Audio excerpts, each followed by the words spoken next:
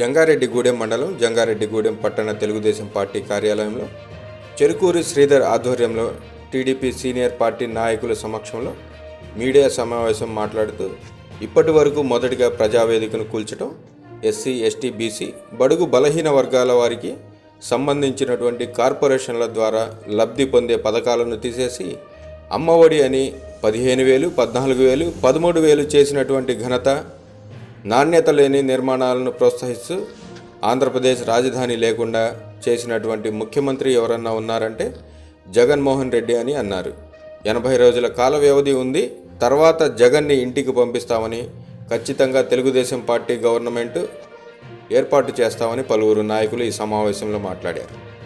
చింతలపూడి నియోజకవర్గ media coordinator Cherukuri Sridhar ఆధ్వర్యంలో TDP మహిళా కార్యదర్శి ప్రగడం సౌభాగ్యవతి, కాసాని ప్రసాద్, లక్ష్మణరావు, కౌన్సిలర్ నంబూరి రాజు మరియు టీడీపీ నాయకులు, కార్యకర్తలు పాల్గొన్నారు. 5 సంవత్సరాల జగన్మోహన్ రెడ్డి గారి పాలనలో అవకాశం ఆయనకు వచ్చింది. ప్రతిపక్షాలతో, ప్రజలతో ఆడుకున్నాడు.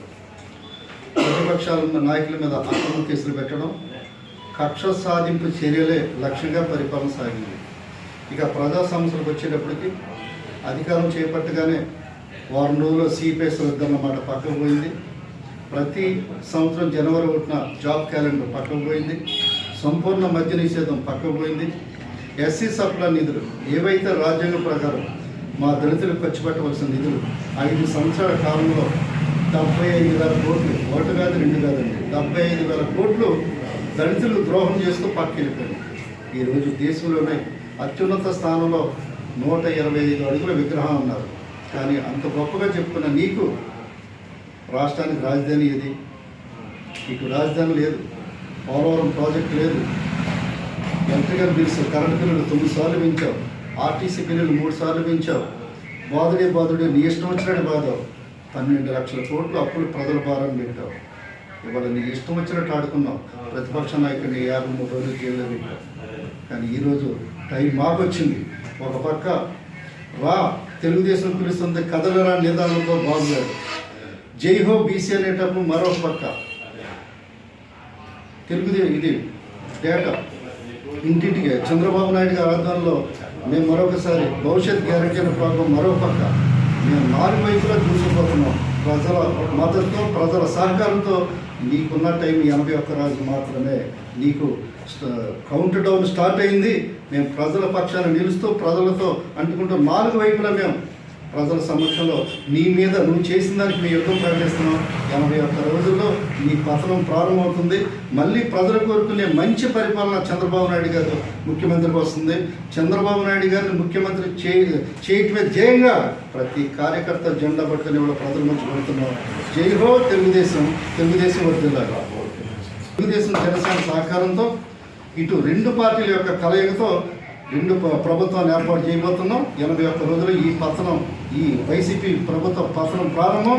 నూతన ప్రభుత్వం 2 పార్టీల ఆధ్వర్యంలో మంచి పరిపాలన అందిస్తుంది. సందర్భంగా తెలియజేస్తుంది. వర్ధిల్లాలి తెలుగుదేశం జనసేన, వర్ధిల్లాలి తెలుగుదేశం జనసేన. రాష్ట్ర తెలుగుదేశం పార్టీ ఆదేశాల మేరకు జంగారెడ్డిగూడెంలో ఈ సమావేశం ఏర్పాటు చేయడం జరిగింది. మరి ఈ సమావేశం ముఖ్య ఉద్దేశం జగన్ ప్రభుత్వాన్ని ఇంటికి పంపితేనే మన రాష్ట్ర అభివృద్ధి సాధ్యమని తెలియజేయడానికి మరి ఈ కార్యక్రమం పెట్టడం జరిగింది.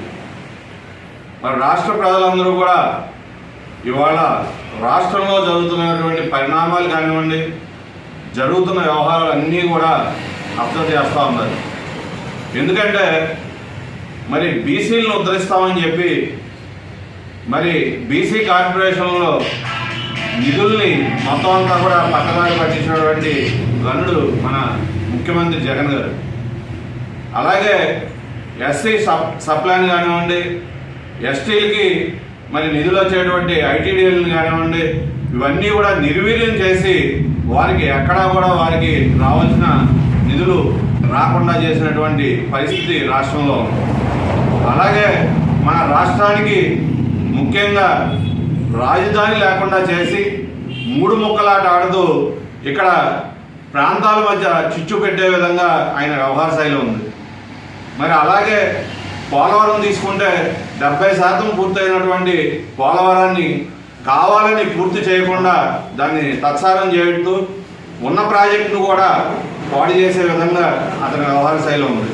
మరి ఆ ప్రాజెక్టు పూర్తయితే కొన్ని వేల ఎకరాలకి నీరు అందే పరిస్థితి, రైతాంగం బాగుపడే పరిస్థితి ఉంది. నువ్వు రైతులను ఉద్ధరిస్తాయని చెప్పి మరి ప్రాజెక్టులు నువ్వు ఒక ప్రాజెక్ట్ అన్నా కొత్తది ఎక్కడన్నా మొదలు పెట్టావంటే అది లేదు, ఉన్న వాటిని కూడా ఆపేసిన పరిస్థితి. మరి అలాగే ఎక్కడ చూసినా కూడా నీ పార్టీ రంగులు వేసుకుని ప్రభుత్వ ధనాన్ని వృధా చేయడం, అలాగే పేద ప్రజల మీద ఈ కరెంటు బిల్లులు 9 సార్లు పెంచి వాళ్ళ మీద భారం పెంచడం, నిత్యావసర వస్తువులు పెంచి వాళ్ళ మీద భారం పెంచడం, గ్యాస్ చూసుకుంటే గ్యాస్ కూడా 2 రెట్లు పెంచినటువంటి గనుడు నువ్వని మరి తెలియజేస్తా ఉన్నాం. పక్క రాష్ట్రాల్లో ఎక్కడా లేనటువంటి విధంగా ఇక్కడ పెట్రోలు ఛార్జీలు పెంచి మరి పేదల మీద బండరాయిగా వేసినటువంటి గొప్ప వ్యక్తి నువ్వు. అలాగే మరి ఎక్కడ ఏ విధంగా చూసినా ఇసుక కానివ్వండి, మరి గనులు కానివ్వండి, నీ అనుచరులతో దోపిడీ చేసి నువ్వు దాచుకుంటున్న పరిస్థితి. అలాగే మరి నిర్మాణ కార్మికులు అందరూ కూడా నీ హయాం వచ్చాక రోడ్లు ఎక్కిన పరిస్థితి, రోడ్డు మీద పడిన పరిస్థితి. ఇలా అనేక రంగాల్లో నువ్వు రాష్ట్రాన్ని తిరోగమనం పట్టించి ఎక్కడా కూడా విచ్ఛిన్నకరమైన పరిపాలన సాగిస్తూ మరి ప్రజల్ని రోడ్ల మీద తీసుకొచ్చిన పరిస్థితి. అలాగే మరి రాజధాని రైతులు ఎన్నో సంవత్సరాలు 4 సంవత్సరాల నుంచి వారు రోడ్లెక్కి అయ్యా మాకు రాజధాని కోసం మేము 30,000 ఎకరం స్వచ్ఛందంగా ఇచ్చాం, మాకు న్యాయం చేయండి అని అడుగుతుంటే కనీసం వాళ్ళ దగ్గరికి వెళ్ళి మీకు ఏం కావాలని అడిగిన పరిస్థితిలో నువ్వు లేవు. నీ మంత్రులు కానీ నీ ఎమ్మెల్యే కానీ ఎవరో స్పందించిన పాపాన పోలేదు. అలాగే మరి డ్వాక్రా మహిళలు కానివ్వండి, మెస్మా వర్కర్లు కానివ్వండి, అలాగే రోజు కూడా మున్సిపాలిటీ వర్కర్లు కానివ్వండి రోడ్లెక్కి ధర్నాలు చేస్తూ ఉంటే వారిని కూడా పట్టించుకునే పరిస్థితి లేదు. వారి న్యాయమైన కోరికలు అడుగుతుంటే కూడా వాళ్ళ మీద రకరకాల చట్టాలు తీసుకొచ్చి బెదిరించే వ్యవహార శైలిలో ఉన్నావు. కాబట్టి నువ్వు తొందరలో ఇంటికి వెళ్ళే పరిస్థితి ఉంది, జైలుకి వెళ్ళే పరిస్థితి ఉంది. కాబట్టి మరి నువ్వు ఇప్పటికైనా బుద్ధి తెచ్చుకుని నీ పద్ధతి మార్చుకోవాలని తెలియజేస్తా ఉన్నాం. అలాగే రానున్న రోజుల్లో మరి తెలుగుదేశం ఆధ్వర్యం అలాగే పవన్ కళ్యాణ్ వారు కలిసి ఏర్పరిచే ప్రభుత్వంలో మరి అనేక పథకాలు తెలుగుదేశం జనసేన ఆధ్వర్యంలో ఇవ్వడం జరుగుతోంది. దాంట్లో ముఖ్యంగా మరి మహిళలకి బస్సు ప్రయాణం ఉచితం, అలాగే ప్రతి ఇంటికి 3 సిలిండర్లు ఉచితంగా ఇవ్వడం, ప్రతి ఇంటికి కుళాయి ఇవ్వడం, అలాగే మరి చదువుకునే పిల్లలు ఎవరైనా ఇంట్లో ఉంటే 15,000 రూపాయలు ప్రతి పిల్లవాడికి, ఇద్దరుంటే ఇద్దరికి మరి 30,000 రూపాయలు సుమారుగా ఇవ్వడం. మరి అలాగే ఎవరైతే నిరుద్యోగులు ఉన్నారో మరి వాళ్ళకు కూడా 3,000 రూపాయలు ఇచ్చేటువంటి కార్యక్రమాన్ని చేపడతా ఉన్నాం. 20 లక్షల ఉద్యోగాలు మరి ప్రభుత్వం రాగానే అవి కూడా ఇచ్చే కార్యాచరణ చేసే విధంగా మన పాదయాత్రలో లోకేష్ బాబు గారు హామీ ఇవ్వడం జరిగింది. మరి ఇలాగ అనేక కార్యక్రమాలు, సంక్షేమ కార్యక్రమాలు అమలు చేయడానికి తెలుగుదేశం ముందుకు వస్తూ ఉంది. కాబట్టి ప్రజలందరూ కూడా గమనించి రానున్న రోజుల్లో తెలుగుదేశాన్ని అలాగే జనసేన కూటమిని గెలిపించి మరి మీ బాగోగులు చూసుకోవాలని, మీ యొక్క ఓటు హక్కుతో మన రాష్ట్రానికి మేలు చేయాలని, తెలుగుదేశం జనసేన గెలిపించాలని కోరి ప్రార్థిస్తా ఉన్నాం. జై జనసేన, జై తెలుగుదేశం. వేదికను అలంకరించిన నాయకులకి అందరికీ కూడా నమస్కారాలు. మరి జగన్మోహన్ రెడ్డి గారు సీఎం అవగానే మరి ప్రజావేదికని పోల్చడం, అలాగే రాజధానిని పోల్చడం, పోలవరం ప్రాజెక్టుని పోల్చడం, మరి ప్రతిదీ దాన్ని కూడా కూల్చుకుంటా వస్తాం. మరి దేన్ని కూడా బాగు చేసే పరిస్థితులు అయితే లేవు. అలాగే మరి హైదరాబాద్లో, తెలంగాణలో రేవంత్ రెడ్డి సీఎం అవగానే సచివాలయాన్ని మరి గేట్లు తెరిచి ప్రజా వేదిక కింద ప్రజల్ని స్వచ్ఛందంగా పంపించడం జరిగింది. ఒక నాయకుడు కాకుండా ఒక సామాన్య వ్యక్తిలాగా సీఎంగా వ్యవహరిస్తున్నాడు.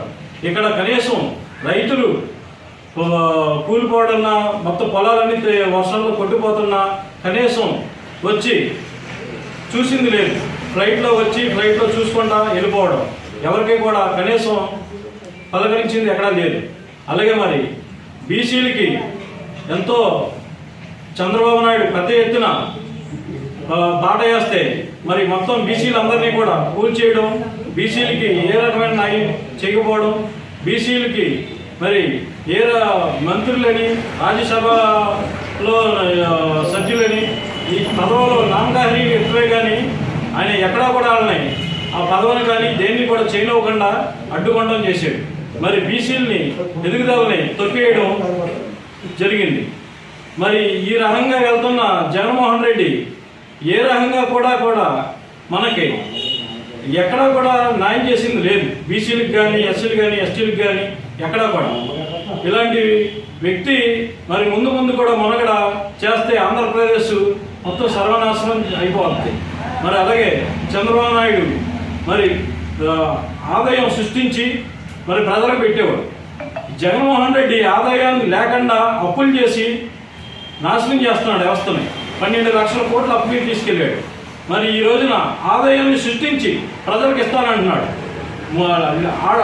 ఆడవాళ్ళకి 3 సిలిండర్లు, అలాగే నిరుద్యోగ యువతకి 3,000 రూపాయలు, అలాగే మరి ప్రతి చదువుకునే అమ్మకు వందనం తరపున 15,000 రూపాయలు. అదే జగన్మోహన్ రెడ్డి అమ్మఒడి అని చెప్పి 15,000 రూపాయలు ఇస్తానని 14,000 చేశాడు. 14,000 ఇస్తానని 13,000 చేశాడు. మరి ఈరోజు ఇలాంటి నాటకాలు ఆడుకుంటూ వెళ్తున్న జగన్మోహన్ రెడ్డిని ఇంకా వదిలించుకోకపోతే చాలా ఇబ్బంది అవుతుంది. అలాగే మరి చంద్రబాబు నాయుడు సంపదను సృష్టించేస్తానంటున్నాడు. దానికి దీనికి ఉన్న తేడా అది. జై బీసీ, జై తెలుగుదేశం, జై చంద్రబాబు. రాష్ట్రంలో చూసుకున్నట్టయితే జగన్ గారి పరిపాలన ఏ విధంగా ఉన్నది అందరూ చూస్తున్నాం. అభివృద్ధి అనేది లేకుండా, సంక్షేమం లేకుండా నిరుపయోగంగా ఉన్నటువంటి రాష్ట్రంగా మన రాష్ట్రాన్ని రాజధాని లేని రాష్ట్రంగా చెప్పుకుంటున్నారు అందరూ కూడా. మరి ఎస్సీలకు రావాల్సినటువంటి 26 సబ్ప్లాన్స్ నిధుల్ని వేరే వాటికి మళ్లించి, అమ్మఒడికి మళ్లించి ఎస్సీని అన్యాయం చేసినటువంటి పార్టీ ఈ యొక్క వైసీపీ పార్టీ. అదేవిధంగా మరి మనం చూసుకున్నట్టయితే అంబేద్కర్ విగ్రహాలకి 400 కోట్లు ఖర్చు పెట్టారు. ఇక్కడ పక్క రాష్ట్రంలో 140 కోట్లతో అక్కడ విగ్రహం తయారైంది. ఇక్కడ చూస్తే 400 కోట్లు ఖర్చు పెట్టారు. విగ్రహాల్లో అంబేద్కర్ లేడండి. ఆయన యొక్క ఆశయాల్లో అంబేద్కర్ బతుకున్నాడు. అంబేద్కర్ ఆశయాలు తీసుకెళ్లాలనేదే మా అందరి యొక్క ఆశయం. ఆయన ఆశయాలను ముందుకు తీసుకెళ్ళినట్టయితే ఆయన బతికించుకోవడం అవుతాం తప్ప రాతి విగ్రహాల్లో ఏమీ లేదు. మరి ఆ విగ్రహాలకు అంత ఖర్చు పెట్టి చేసి దృష్టిని మొత్తం కూడా వైసీపీ వైపు మళ్లించుకోవడం కోసం, మేము ఎస్సీలకి ఏదో చేశాము అని చెప్పుకోవడం కోసం అంత వృధా ఖర్చును పెట్టి అక్కడ విగ్రహాలను ఏర్పాటు చేశారు. దానివల్ల మా ఎస్సీలకు జరిగింది ఏమీ లేదు. మాకు రావాల్సినటువంటి నిధుల్ని మాకు ఇవ్వకుండా మరి ఒట్టి కార్పొరేషన్లే మాకు ఇచ్చి మరి ఎస్సీ వాళ్ళని చాలా హీనంగా చూస్తున్నటువంటి ప్రభుత్వం ఈ ప్రభుత్వం. మరి గవర్నమెంట్లో చూసినట్టయితే క్రిస్మస్ కానుకలు, సంక్రాంతి కానుకలు, రంజాన్ తోఫాలు, ఇలాగా ప్రతి ఒక్క అకేషన్కి కూడా చంద్రబాబు నాయుడు గారు ఎన్నో సంక్షేమ అభివృద్ధి పథకాలని ప్రవేశపెట్టి ప్రజలను సంతోషపరిచినటువంటి ప్రభుత్వం మన టీడీపీ ప్రభుత్వం. అలాంటి ప్రభుత్వాన్ని కాదనుకొని ప్రజలందరం కూడా చాలా తప్పు చేసామండి. మరి రాబోయే రోజుల్లో మళ్ళీ టీడీపీ ప్రభుత్వాన్ని, గవర్నమెంట్ని అధికారంలోకి తీసుకురావాలని చెప్పేసి కోరుకుంటున్నాను.